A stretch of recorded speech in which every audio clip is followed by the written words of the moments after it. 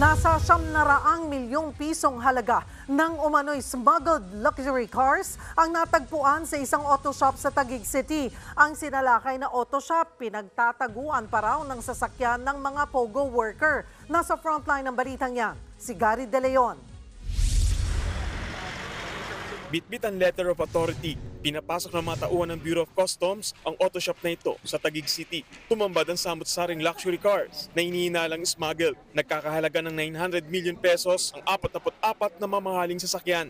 Ayon pa sa customs, may alok na extra service ang auto shop bukod sa karaniwang car services. Pwede raw magtago ng sasakyan sa lugar, kapalit ng 3,000 piso kada buwan. Ilan daw sa mga kliyente nila, mga POGO worker.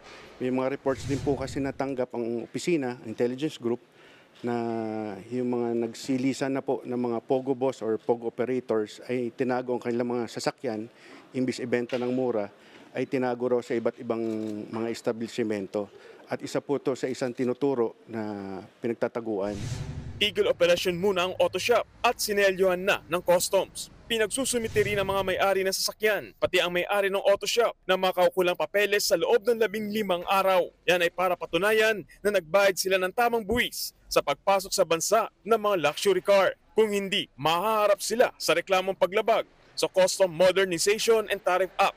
Kukumpiskahin din ang mga sasakyan at ipapasubasta.